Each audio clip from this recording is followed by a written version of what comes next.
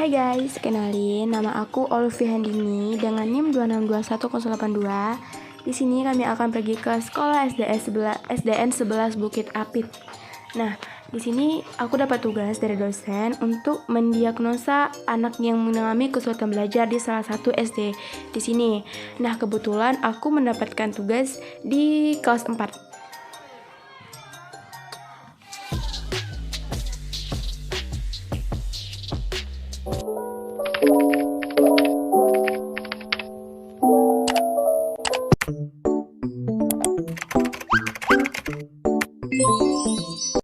Nah, di sini kami mewawancari kepala sekolahnya dahulu dan juga ingin meminta rekap nilai ke kepala sekolahnya. Dan beliau menanyakan apa sih tujuan kami untuk datang ke sekolah mereka. Di sini kami menjelaskan juga tujuan kami yaitu untuk mendiagnosa atau memilih anak-anak yang mengalami kesulitan dalam belajar.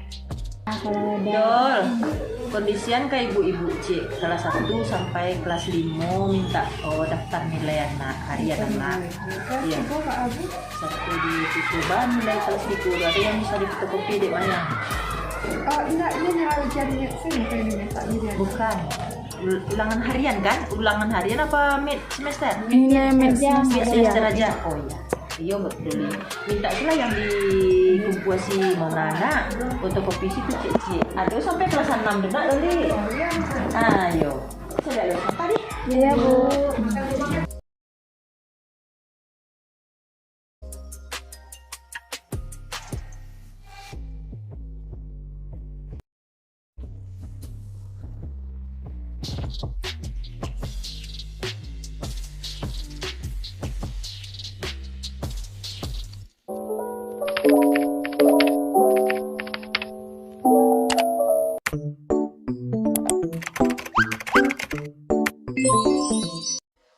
Di sini saya minta hasil ujian anak yang akan saya diagnosa atau ujian mid semester dia karena baru minggu kemarin mereka habis ujian mid semester.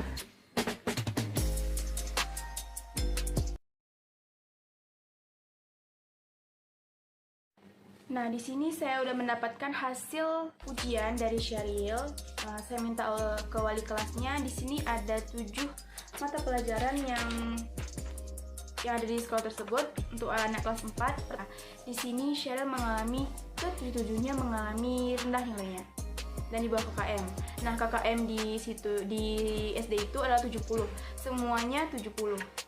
Jadi di sini Syaril mengalami masalah untuk ke-7 mata pelajaran tersebut. Bisa dilihat saya kasih tahu nilainya apa saja. Pertama, bahasa Indonesia nilainya 37,4, SBDP nilai 52, MTK nilai 58, PKN nilai 28, IPAS nilainya 56, PAI nilainya 66, dan PJOK nilainya 50.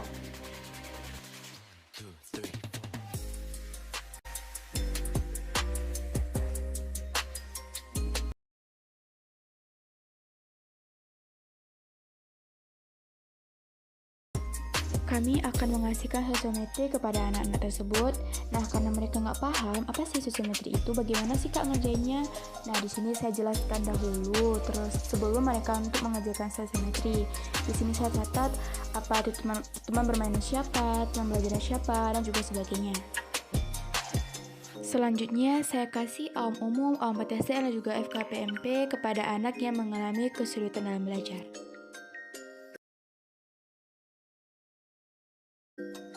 Jadi di sini saya akan ngasih tahu hasil dari AUM umum. Yang di sini yang paling bermasalah yaitu dia dalam bidang agama, nilai, dan moral. Di sini hasilnya ada 100% ya sangat-sangat mengalami masalah tersebut. Dan juga yang paling bisa dibilang cukup bagus hubungannya yaitu hubungan dalam keluarga, yaitu KHK, kondisi hubungan dalam keluarga. Nah, setelah saya wawancarai dengan orang tuanya tentang anak ini, memang hubungan keluarganya memang sangat-sangat baik. Anak ini juga bisa dibilang patuh terhadap orang tuanya, terutama sama mamanya, sama ibunya. Dia sangat patuh sama ibunya. PTSDL di sini yang paling dia bermasalah yaitu keadaan lingkungan fisik dan lingkungan sosio-emosionalnya. Di sini dia sangat bermasalah. dari wawancara orang tua dan juga gurunya, pertama dari wawancara gurunya, wali kelasnya, yaitu kalau untuk kondisi sosio dan kondisi lingkungan di teman-temannya, memang si anak ini memang payah, kayak susah untuk bersosialisasi, dan mungkin tuh hanya satu saja temannya yang pernah saya tanya, kalau nggak salah namanya Hani. Dan kalau untuk dari orang tuanya, di lingkungannya itu dia bisa dibilang cukup baik berteman sama teman-temannya. Dan itu mungkin dalam lingkungan fisiknya atau lingkungan sosialnya itu yang paling pengaruh itu mungkin di sekolahnya. Menyimpulkan analisis dari FKPMP, yaitu forma kesulitan penguasaan materi pelajaran. Di sini Sheryl Olivia memiliki 4 kendala dalam mata pelajarannya. Yang pertama ada matematika. Pokok yang dia tidak mengerti yaitu dalam pembagian, dan kendala yang dialaminya yaitu karena susah pembagian. Dari hasil wawancara orang tua dan juga gurunya, wali kelasnya, Sheryl ini memang susah dalam perkalian dan juga pembagian. Sedangkan kalau kita untuk bisa pembagian, kita harus bisa dalam perkalian terlebih dahulu. Nah, disitulah letak kendala yang dialami oleh Sheryl ini. Yang kedua yaitu ada bahasa Indonesia. Yang ketiga, bahasa Indonesia tersebut dia tidak menuliskan apa sih kendala dan juga pokok bahasanya yang dia tidak tahu. Yang ketiga ada PKN, sama juga seperti itu. Dan yang keempat adalah SBDP. SBDP ini yaitu seni budaya atau tentang karya-karya gitu. Terus pokok pembahasannya itu tentang BAM. BAM ini kayak belajar, pokoknya M itu Minang. Pokoknya bahasa-bahasa tentang Minang itulah, kan biasa kan ada setiap SD atau setiap sekolah itu ada pelajaran yang membahas tentang bahasa daerah. Nah, karena kita tinggal di Sumatera Barat, pastinya kita belajar bahasa Minang. Nah, dari hasil sosiometri, Sheryl memang tidak ada yang memilih dia dalam hal bermain maupun hal belajar. Bisa dibilang dia tersisihkan dalam kelas tersebut.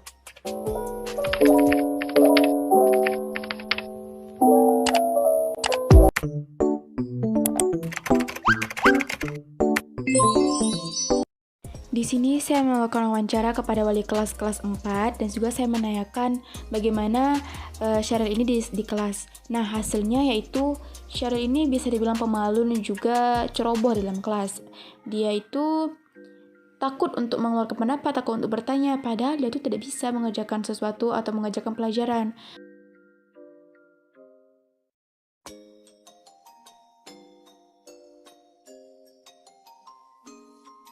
Alfi kan sudah sering kali ke sekolah kan ya, udah amati juga Sheryl gimana. Jadi sini aku nanya sama ibu, itu juga ditugaskan sama Bu Doli untuk nanya tentang Sheryl sama ibu. Jadi sini Sheryl tuh kesehariannya gimana Bu kalau belajar? Ya tuh. Coba dalam hal apa Bu? Ya misalnya dia tahu misalnya 2 kali 2 awak tahu bahasa Eko hasilnya lah hampir kecilnya kan, itu ternyata kalau dicari dia dia main takut saja hampir itu misal contoh soal hampir tuh misalnya kecewakan, nah dicari dulu setelah dijalani kan beda aja, gitu. Atau ada soal bahasa Indonesia misalnya saya mau pergi ke sekolah, awak tahunya di duitnya sih asalnya lagi gue kecewa betul soal ternyata dia hampir menyerupai jawaban tapi langsung ya, tanpa awak tahu ya gitu. Kalau menurut awak pribadi, kalau main HP acok ya Bu? Nah iya acok ya kui. Di sini kami mengajarkan Aisyah dan juga Sheryl, dan juga kami bantu PR untuk besok. Nah, di sini kami sangat senang karena seakan-akan kami jadi guru privat untuk mereka.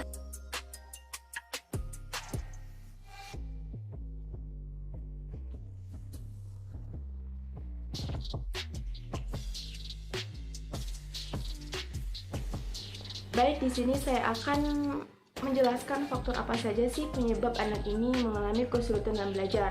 Yang pertama yaitu ada faktor internal. Nah, faktor internal ini mengalami itu dari diri dia sendiri. Dari diri dia sendiri tersebut, dia memang sangat-sangat malas untuk belajar. dia pun kalau untuk belajar pun itu harus disuruh dulu sama orang tuanya. Syariel belajar, ada PR nggak besok, ada tugas nggak besok, baru dia mau belajar. Kalau nggak kayak gitu dia nggak bakal mau belajar. Mungkin HP, itulah pengaruh HP, itu juga keinginan dia untuk main HP itu besar. Nah dia juga bisa pernah bilang sama saya pas wawancara dia tuh sangat-sangat pengen banget punya HP. Nah kan anak-anak dia masih kelas 4 kan nggak mungkin orang tuanya untuk ngasih HP dia secara langsung, secara bener-bener HP dia tuh untuk dia, itu kan nggak mau orang tuanya seperti itu akan merusak masa depan anak tersebut. Dan untuk faktor eksternal dari luar itu bisa dibilang sedikit pengaruhnya untuk dia, karena itu memang bener-bener banyak faktor itu emang dari internal, emang dari dianya. Sedangkan dari keluarganya itu sangat mendukung Syariel untuk bisa bangkit, untuk bisa rajin belajar, untuk bisa nilai bagus. Itu faktor-faktor dari luar itu memang benar-benar mendukung Syariel.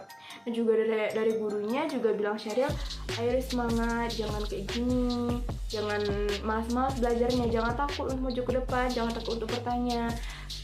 Dari yang saya lihat, dari observasi saya, lingkungan Syariel itu benar-benar sangat baik, sangat mendukung Syariel untuk bisa maju. Nah, dari dapat saya simpulkan juga yaitu yang faktor benar-benar membuat Syariel kesulitan dalam belajar itu yaitu dari dalam diri dia sendiri. Kemauan dia untuk belajar itu memang benar-benar minim. Benar-benar harus ada yang benar-benar backup dia dari belakang. Kalau enggak dia bakal gitu-gitu aja. Jadi langkah yang seharusnya kita ambil ini dalam kasus ini, dalam kesulitan belajar yang dialami anak ini, yang pertama yaitu dari faktor orang tuanya. Orang tuanya benar-benar harus melihat anak ini tersebut, harus melihat bagaimana nilai anaknya, dan melihat bagaimana kondisi dia dalam belajar. Di sini benar-benar orang tua berperan penting dalam pendidikan anak. Jika orang tua tersebut cuek atau tidak mau tahu tentang anaknya, itu bakal merusak masa depan anaknya. Dan alhamdulillah orang tua dari anak tersebut sangat-sangat mendukung Syariel. Dan untuk guru, kalau untuk guru mungkin kita bisa lihat namanya, kalau untuk guru namanya di kelas itu kan kemampuan berbeda-beda ya, kemampuan anak-anak tersebut berbeda-beda. Jadi guru benar-benar harus pandai-pandai dalam mengasih materi, dalam harus pandai kita tuh kapan waktunya cepat, kapan waktunya kita lambat dalam menjelaskan, karena kan masing-masing independen anak-anak itu kan beda-beda. Kami healing bersama mereka. Healing kami itu ke jenjang 1000. Nggak salah ya, kalau salah jenjang 1000 deh namanya. Pokoknya ke tempat yang bagus deh. Itu recommended dari orang tua mereka loh, seriusan.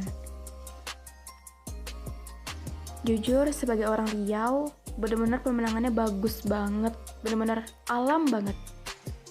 Tempatnya tuh sejuk, benar-benar kayak kalau untuk healing kesini ini bener-bener enak aja gitu kan. Kalau kita lagi stres mau teriak pun di sini nggak apa-apa, woi. Tuh lihat kan, bagus banget, masya Allah. Hai, sapa dulu dong. Hai. Ya dia malu-malu, gemuk.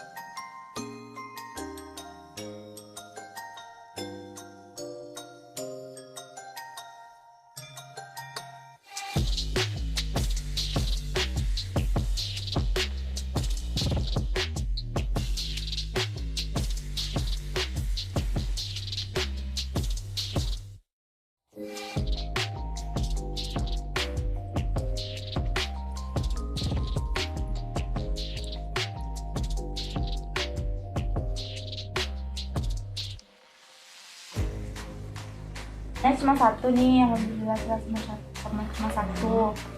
Nah, kedepannya Sheryl kalau misalkan ada ujian besok kan ujian kenaikan kelas ya kan. Nah, saya mau kelas 5 lagi. Terus nanti naik kelas 6 ke SMP lagi itu tambah susah dong. Tambah banyak pelajarannya Sheryl lagi. Nggak apa-apa, namanya kita belajar kan. Ini mau jadi guru kan. Nah, kalau jadi guru ya emang harus banyak belajar, emang harus banyak membaca kan. Nah, kedepannya Sheryl tuh kalau ujian teliti, jangan terburu-buru, nggak usah terburu-buru. Sheryl baca soalnya dulu, cocokkan jawabannya betul nggak salah dengan soalnya. Baru Sheryl silang, baru Sheryl isi jawabannya itu apa.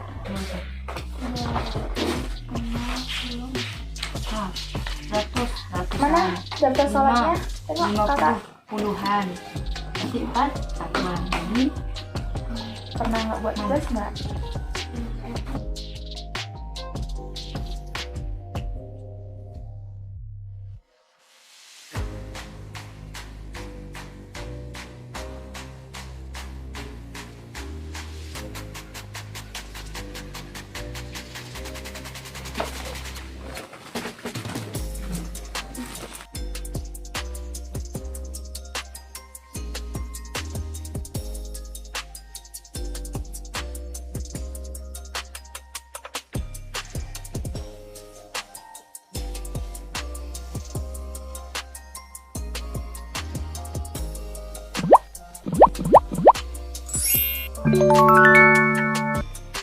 Tujuan layanan BK yaitu untuk membantu peserta didik agar dapat mencapai kematangan dan kemandirian dalam kehidupannya, serta menjalankan tugas-tugas perkembangan yang mencakup aspek pribadi, sosial, karir, dan belajar secara optimal.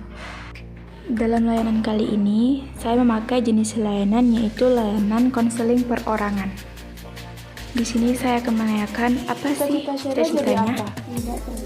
Guru. Dari kecil pengen jadi guru. Jadi apa? Kenapa saya pengen jadi guru? Karena